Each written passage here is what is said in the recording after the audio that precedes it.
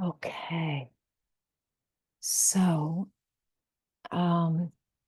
let's do the refugees and precepts today, and we'll be chanting both in Pali and in English.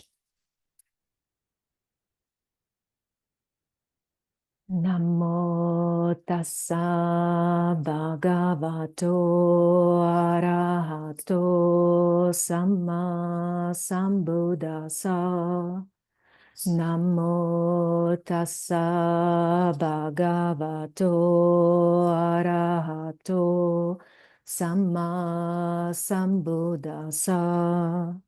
Namo tassa bhagavato arahato samma sambuddhassa. Homage to the blessed, noble, and perfectly enlightened one. Homage to the blessed, noble, and perfectly enlightened one. Homage to the blessed, noble, and perfectly enlightened one. Buddham saranam gacchami. Dhammam saranam gacchami. Sangham saranam gacchami. Dutiyampi Buddham saranam gacchami. Dutiyampi Dhammam saranam gacchami. Dutiyampi Sangham saranam gacchami. Tatiyampi Buddham saranam gacchami. Tatiyampi Dhammam saranam gacchami. Tatiyampi Sangham saranam gacchami.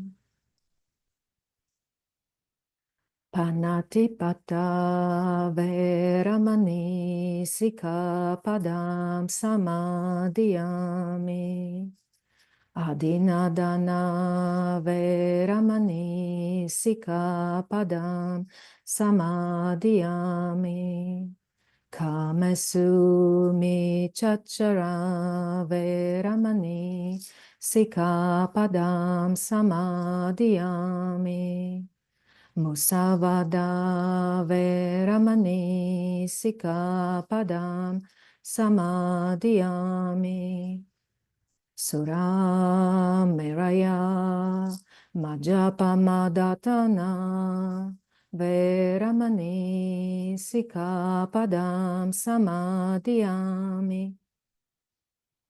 And now in English. I undertake the training to refrain from intentionally taking life. I undertake the training to refrain from taking that which is not given. I undertake the training to refrain from misuse of sexuality and the senses. I undertake the training to refrain from speech that is false, divisive, harsh, and meaningless. I undertake the training to refrain from intoxication that leads to carelessness.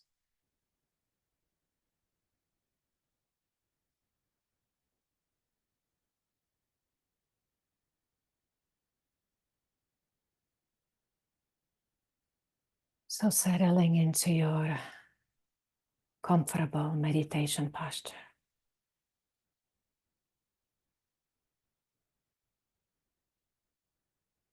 And take a moment to receive, to experience, to know what's occurring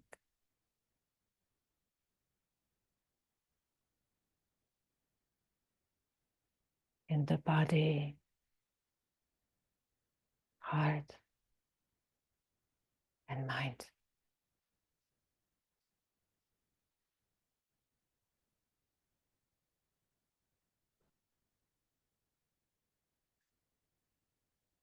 And as we enter this period of formal practice, I would like to offer a suggestion.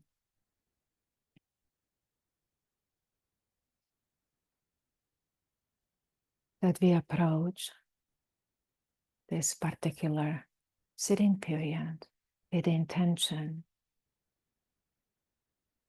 of being receptive and open to our experience,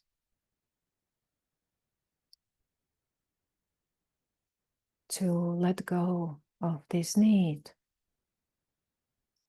If there is still a belief that it's even possible to control one's experience, but to release or at least notice that need to control one's experience, one's meditation. And instead, the invitation is to open to the fullness of our experience of being human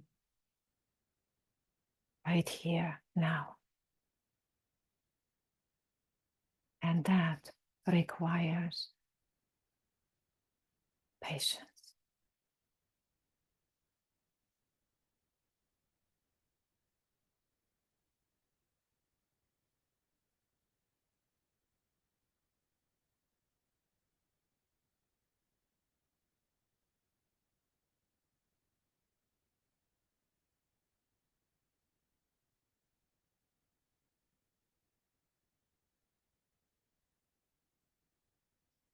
And perhaps in the light of that intention, to receive, to know, to open up, to rest in one experience,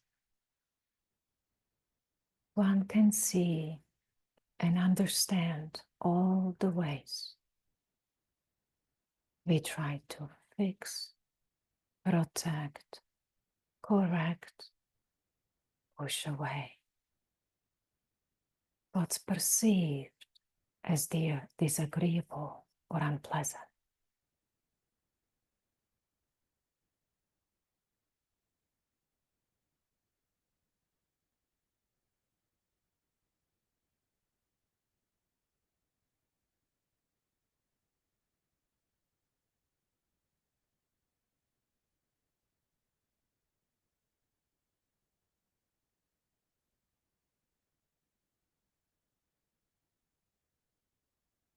And so it's moment by moment of saying, yes, I can hold this. I can even rest in this emotion, mind state. And this way, we develop a strength, fearless. So we don't need to defend or even shrink away from our experience, from life. So that's the encouragement for today's practice. One breath at a time. Yes, I can breathe with this.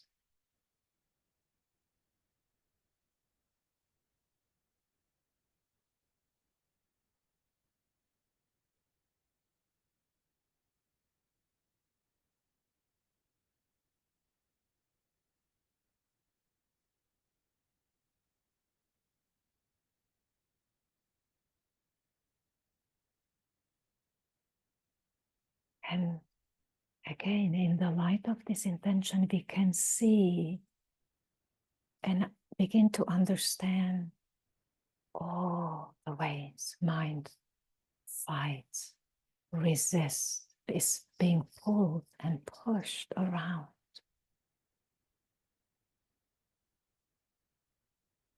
in response to what's occurring.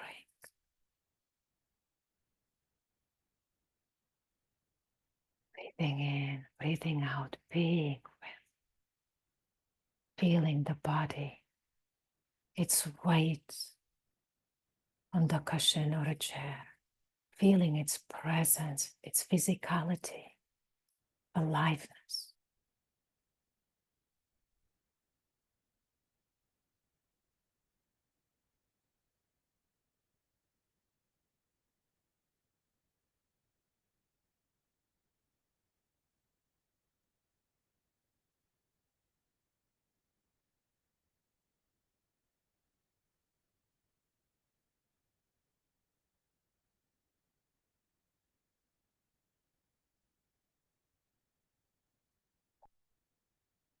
And I'll be using, as we get quieter in meditation, I'll be using two terms.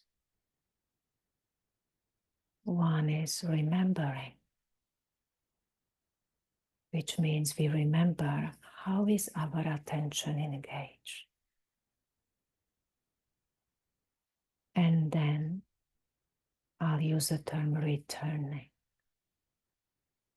which means it's a moment where the attention and the intention merges. And we return, we remember the practice. Oh, yes, attending to the sensations of breathing, being with the sensations of breathing, or whatever practice you have chosen.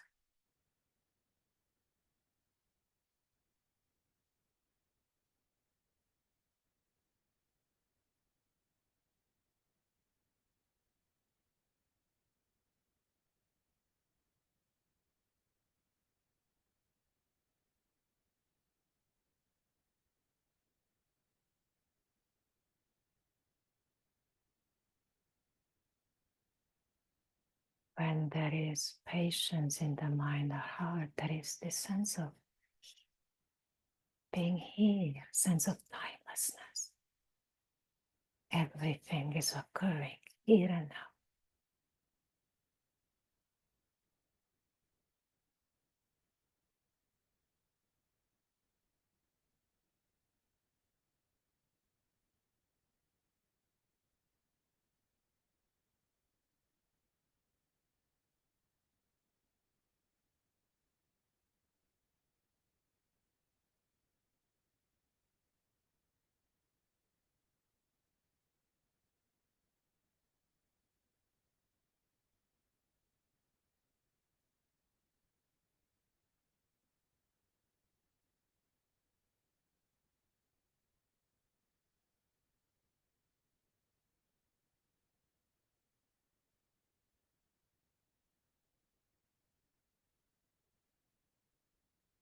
Remembering and returning.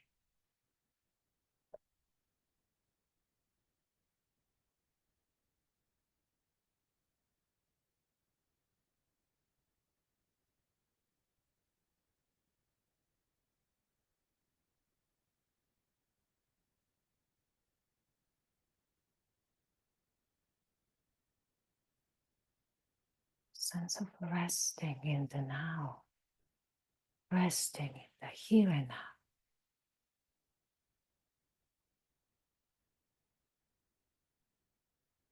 Nothing to grasp or achieve. Relaxing into the here and now.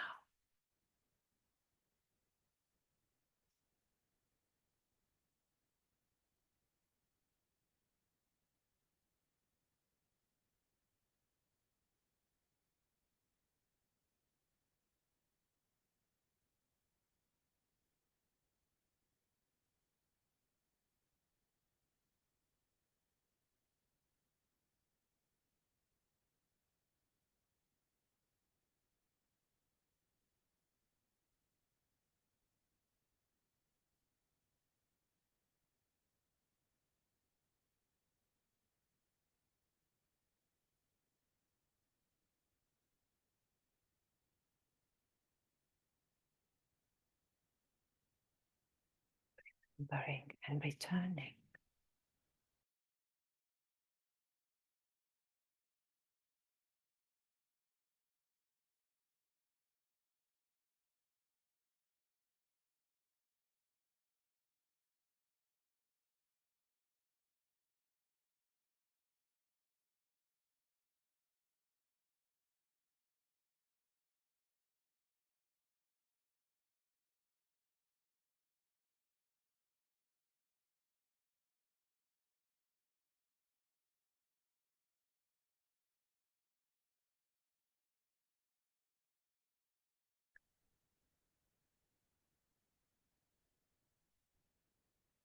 letting the body receive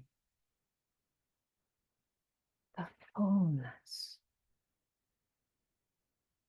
depth of this inhale or this breath.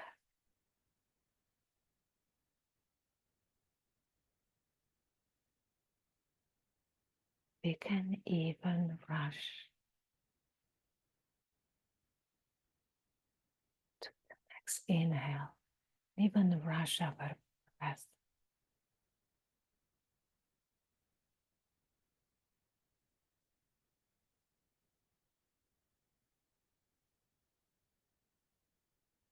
Letting the breath be full, spacious.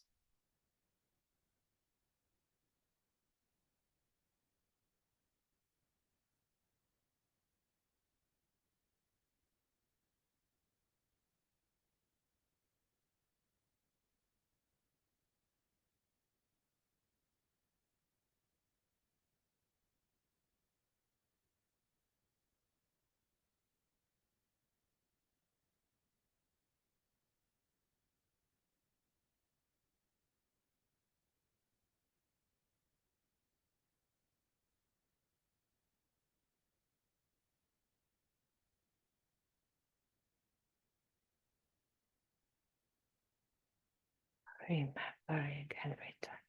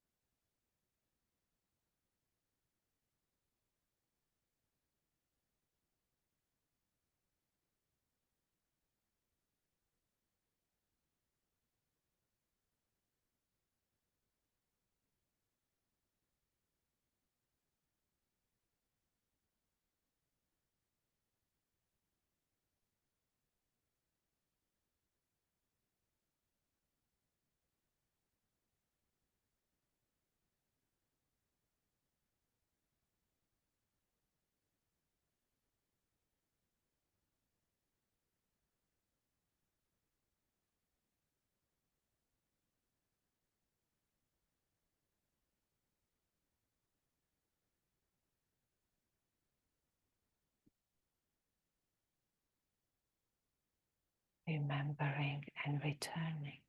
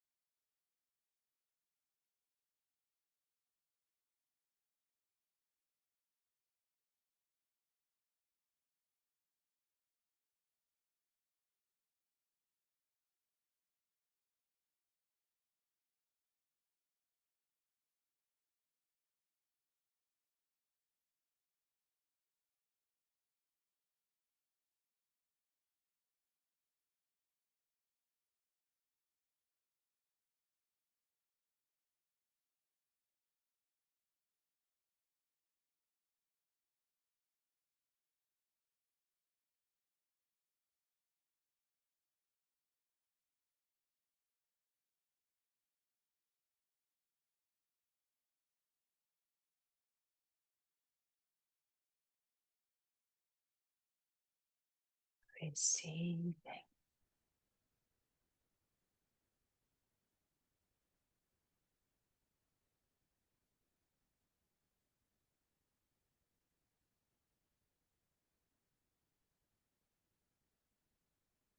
All being receive.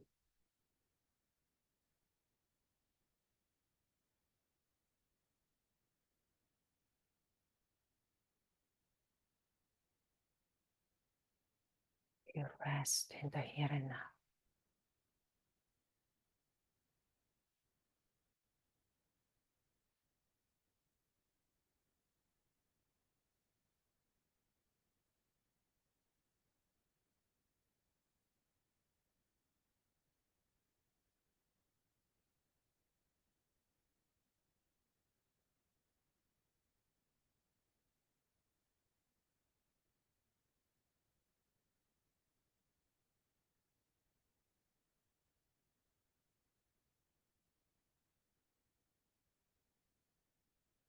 You rest. Like Pablo Neruda describes in that poem that was sent to you. We stop moving our arms, limbs, the heart, mind, right or wrong, good, bad. It rests.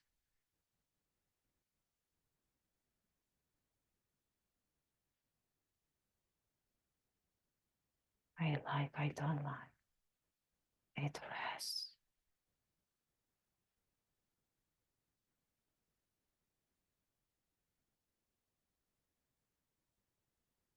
This experience, I call it a sense of enoughness. Nothing is missing or lacking. Sense of fullness.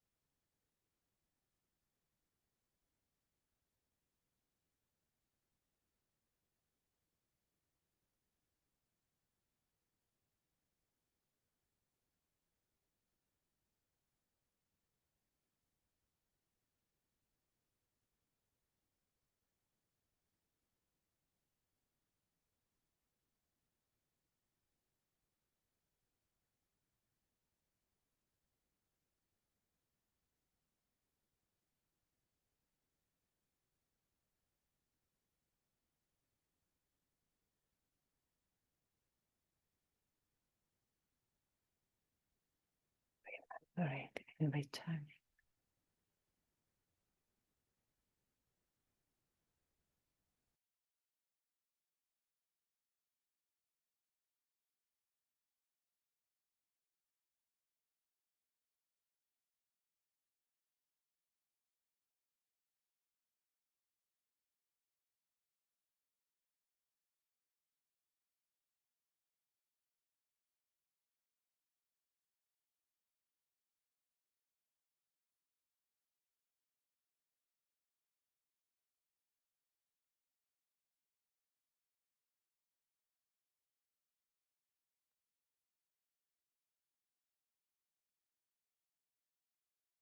Resting.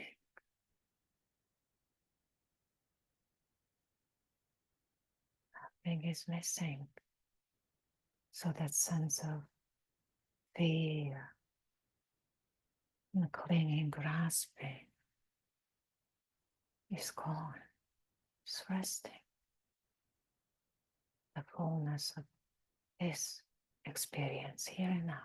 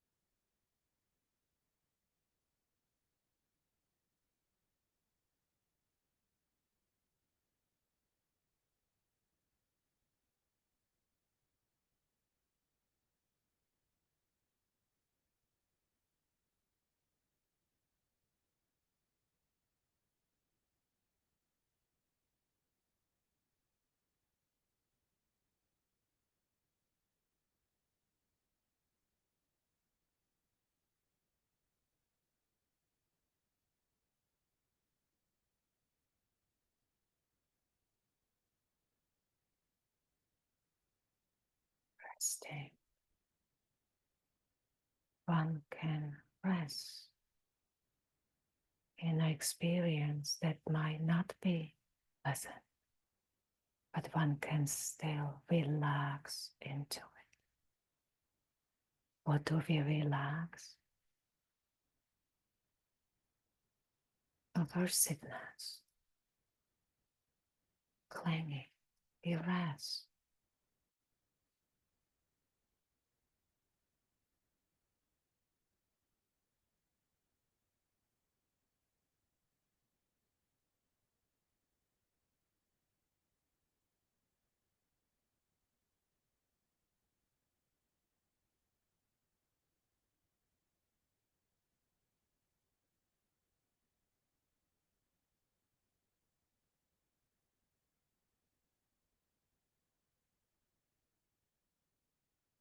So I would like to transition from our meditation to reflections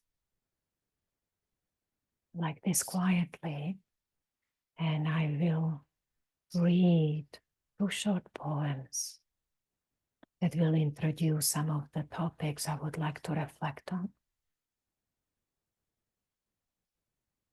So as you are listening, imagine that your entire being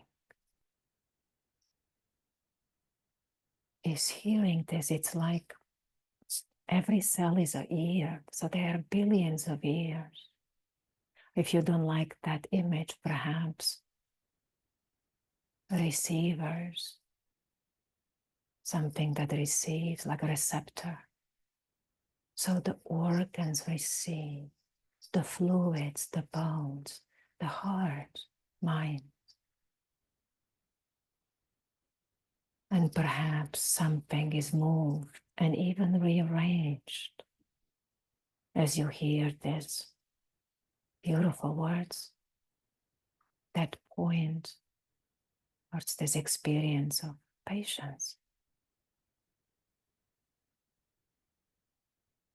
So we are learning to listen without grasping, so we can be moved.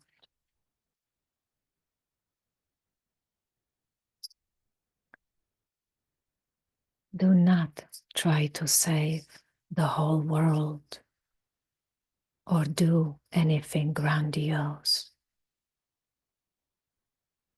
Instead, create a clearing in the dense forest of your life and wait there patiently until the song that is your life falls into your own cup hands and you recognize and greet it. Only then will you know how to give yourself to this world so worth of rescue. If you are now thinking, what's the name and who is the author, I will give you this information. Receive, I'll read it one more time. Do not try to save the whole world or do anything grandiose. Instead, create a clearing in the dense forest of your life and wait there patiently until the song that is your life falls into your own cup hands and you recognize and greet it. Only then will you know how to give yourself to this world so worth of rescue.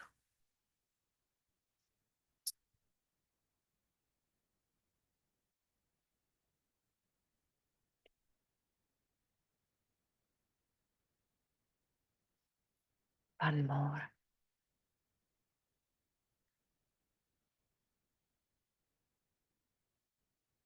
If you are exhausted, rest. If you don't feel like starting a new project, don't.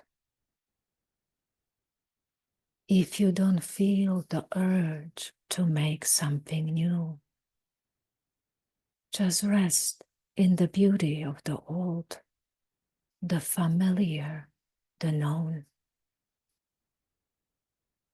If you don't feel like talking, stay silent. If you are fed up with the news, turn it off. If you want to postpone something until tomorrow, do it. If you want to do nothing, let yourself do nothing today. Feel the fullness of the emptiness, the vastness of the silence, the sheer life in your unproductive moments. Time does not always need to be filled. You are enough simply in your being.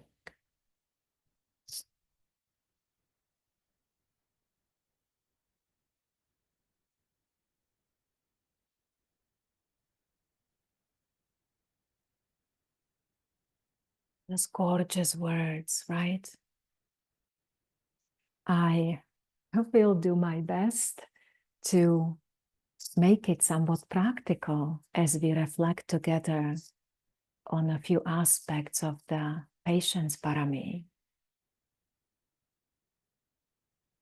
So first, welcome everyone. My name is Janka Livoncova.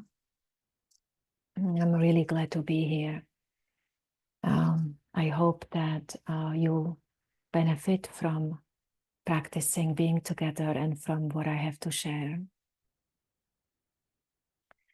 As I was contemplating today this quality, I was partially using also this beautiful book, Ajahn Sucitta book. And as I was reading some of it, and I was reading these poems, my heart just felt so tender. There were tears in my eyes, just so grateful for this beautiful practice of patience and just having some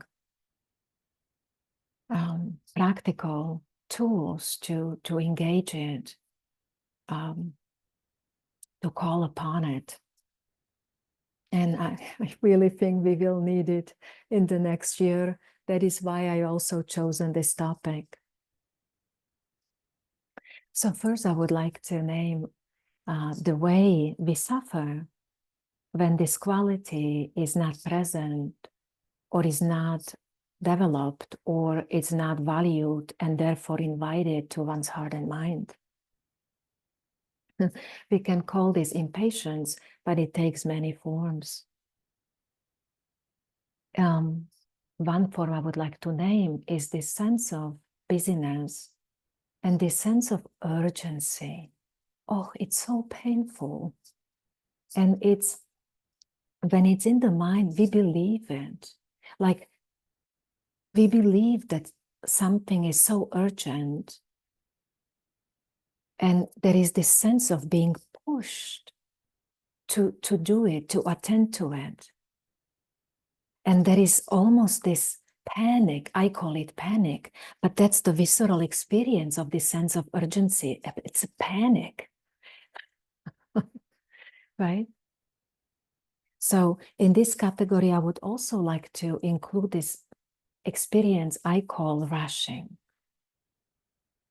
right? This mindset that goes, and I'm describing example of mine, my beliefs, why rushing is useful, right? So either I am engaged in activity that I don't particularly value or enjoy, then I'm rushing to get through it to the activity that I think I like and will enjoy, right? And of course, then there is rushing that stems from this sense of one doesn't have enough time.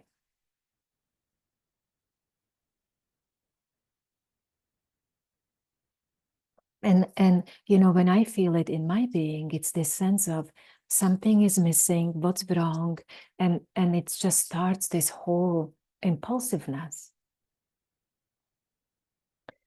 The second aspect I would like to name, I like to call it when we see something, and it can be a human, it can be a problem at work, anything as an obstacle. It's in your way of getting something, or it's in the way how you would like things to be. And it can be internal experience, right? You would like to not be tired. You would like not to hurt. You would like, I don't know, jealousy not to be present, right? So there is this sense of this is an obstacle, it's in my way. And that comes with the sense of anger, right? Because there is this sense of hostility, like I want this gone. This is an obstacle. It's very interesting. Do you know what I'm talking about? Have you had that experience, right? And then the patience goes like, no, get rid of it, fix it, right? And the last one I would like to name, there are more. I'm just naming some because I feel like they are connected with what we are going to talk about as far as patience. The next one would be this judgmental mind, critical mind that has no patience with you, with this person, with the world. You probably even hear it in my voice as I'm saying this, right? And that's similar to this is in the way, but this comes more like not with this anger and this hostility. I need to eliminate this obstacle. This is more, I need to correct this, right? So that like correct myself, correct this thing I'm feeling I shouldn't be feeling as a spiritual being, wise, compassionate being, right? So it's this judgmental, critical mind.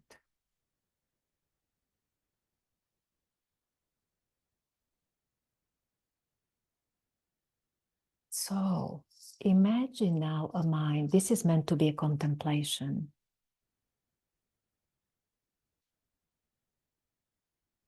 that will open up to any experience. It will accommodate it, right? Because sometimes we have to, like we call it responding to, right? We have to accommodate, we have to adopt to.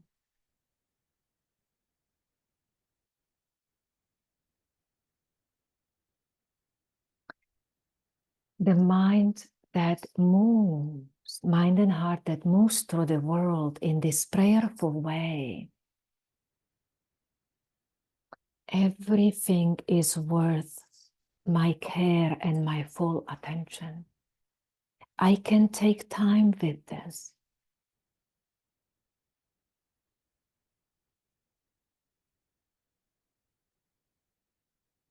It's so interesting when we invite this into our life. I was just recently sick. And the hardest part was only like 4 or 5 days, but it lingered, like the phlegm and the sinuses, it lingered. And it was interesting to watch how the mind and heart puts like a boundary, like enough already. It has been long enough, right? So this mind, and again, when I'm talking about patience, I'm talking about receptivity, not passivity. And I'm saying this before I say the next thing. Like this mind, which it's as long as it takes, no limit. The image, the simile that Buddha offered for patience, just contemplate this for a moment, is emptying the ocean with a teacup. Emptying the ocean with a teacup. Right? But again, we are talking patience that it's full and mature. So when patience is in the heart and mind, again, I don't like that use. I don't like always use the term prayerfulness, but that is today, as I was contemplating and inviting it more consciously into my life, that's how it felt, that every movement was like that. The heart softened. It was almost like the patient tendernized it, right? Tendernize it, yeah. And there was this sense of enoughness and that sense is something that balances this impulsiveness, that something is missing, something is lacking, so I have to go get it, right? Grasp.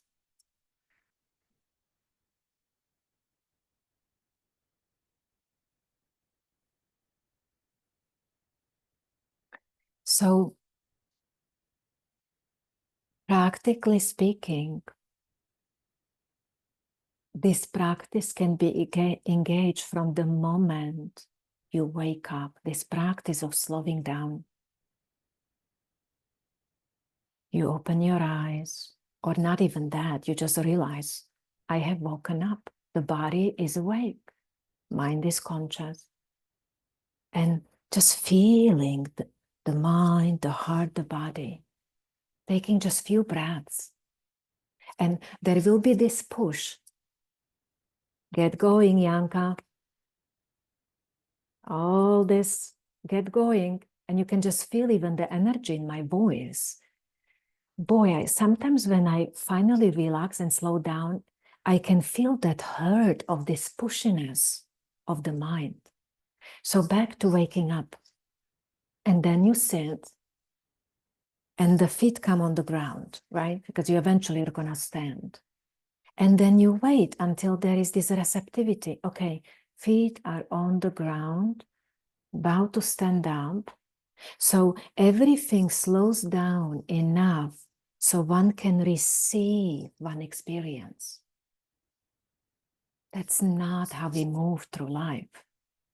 Sometimes in the morning, I end up in the kitchen getting water. I'm like, how did I get here? All I remember waking up and then it's all unconscious, right? So hopefully you are hearing why this becomes like living, breathing, prayerful practice where one slows down enough. That doesn't mean you move so slowly like on retreat. You slow down enough that there is some receptivity. Oh, now the arm is reaching. Oh, cup on my mouth. Oh, water. That's what I do in the morning. I drink a big glass of water.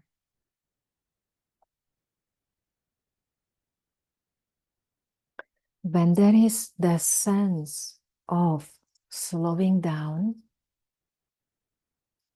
remember it was in the poem, it was in my meditation guidance, more likely we are able to experience that fullness of the moment. So it may not be the way we want it. We may be tired, body may be achy in the morning. But that sense of the presence and the sense of the patience, I am moving with care, I'm moving with attention. Everything I do deserves my attention equally, not just my work or my kids, all of it. So I slow down. And when we do, we can feel like, honestly, I feel like something is pushing me. I call it like this impulse.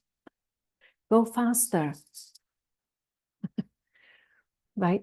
So we can pause. And in that pause, so you feel that push, you feel that rush, you choose to pause. 1, 2 conscious breath, pausing, not giving into the impulses, and you feel that. You feel the dukkha. It's just wanting mind.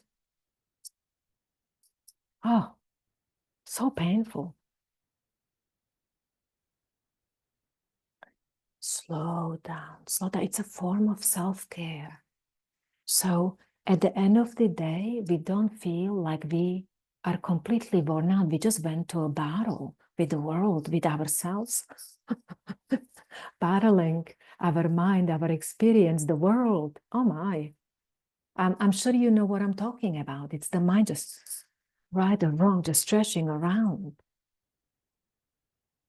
And looking at the time, I want to switch to the second aspect I really wanted to talk about, which is this sense of resting in one experience.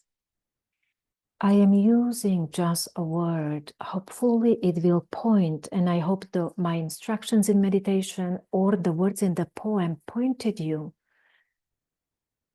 to that experience that we call resting in one's experience. It's like relaxing, letting the experience deepen. And there was another poem that was sent out by Pablo Neruda. It's like we stop moving, right? Just resting. And this includes worry. One can rest in the experience of worry. It will be unpleasant. Worry is painful, but you can rest in it. Meaning like we practice in meditation, yes, worry is present and it may need a response, but it comes from allowing, holding.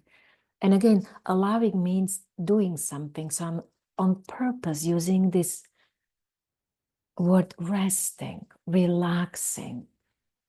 It's like there is this stillness in the midst of the worldly winds.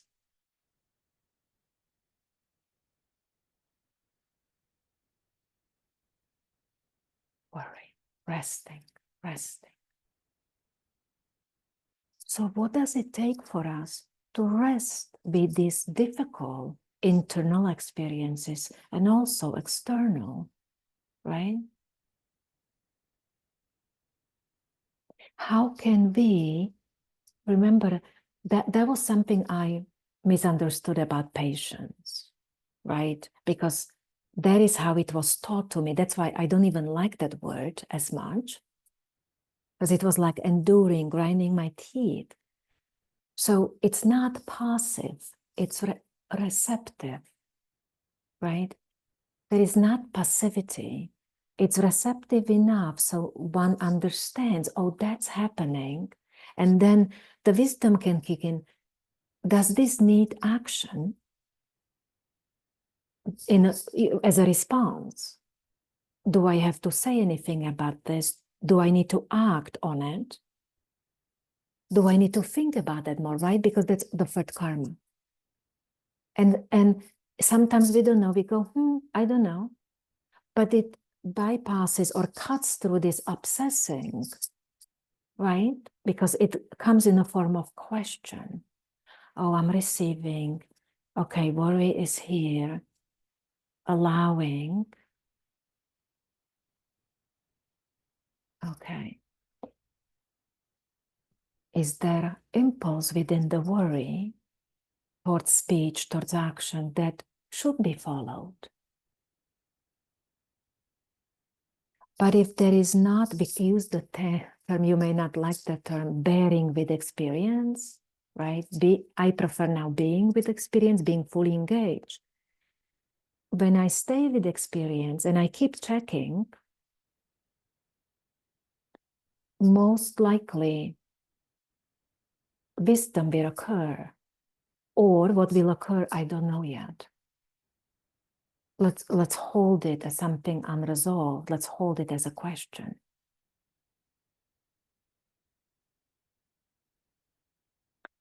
So in relationships, the way it can show up right? And this is especially with people who are really close to us or people who, for some reason, push our buttons.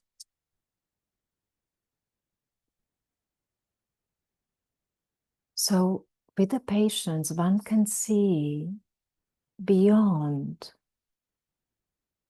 this person is doing this to me, this or that, that's unpleasant. We can bear with it and perhaps we can see, gosh, that's painful.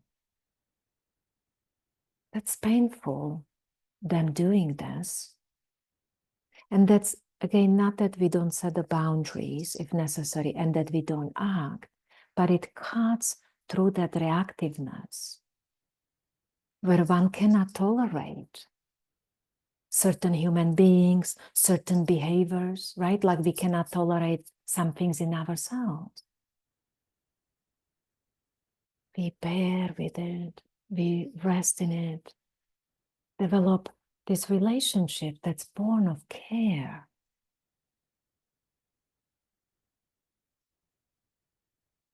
So patience, in a way, I'm hoping you can hear it, allows everything to exist.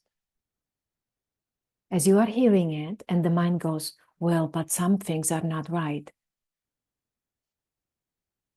But they exist. So the patience allows for everything to occur, right? And it helps us to work with this belief that somehow we can get away from our experience, right? And for me, it's always a reminder, my Dharma practice starts now. Like this arose, even hatred, my practice starts now. Okay, it's here. What do I do? Instead of it shouldn't, why it did, or it's here. Patience, it's here. What's most skillful? What will lead to freedom? What will lead to suffering? What will lead to freedom from suffering?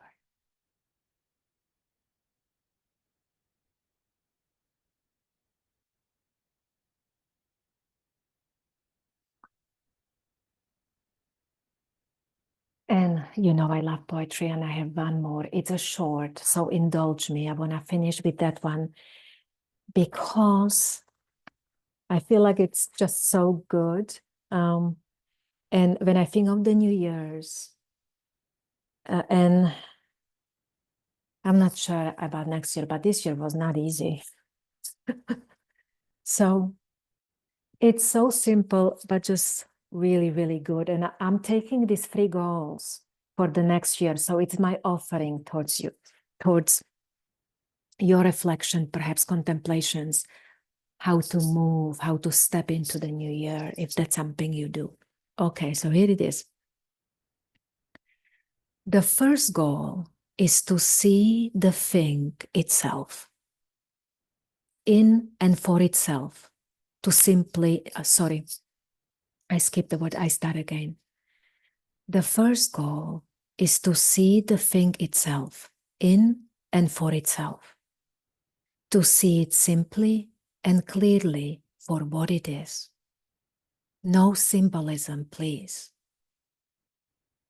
The second goal is to see each individual thing as unified, as one with all the other 10,000 things. In this regard, a little wine helps a lot. You can replace wine with something else.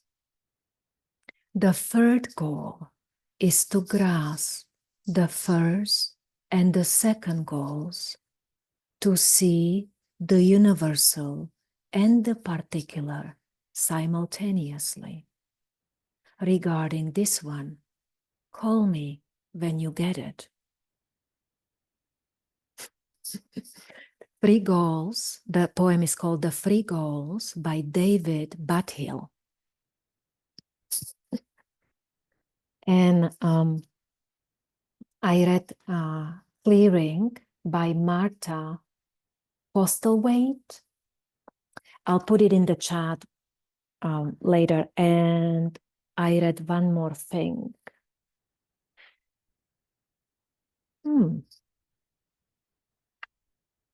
Oh, I read Rest in Every Step by Jeff Foster.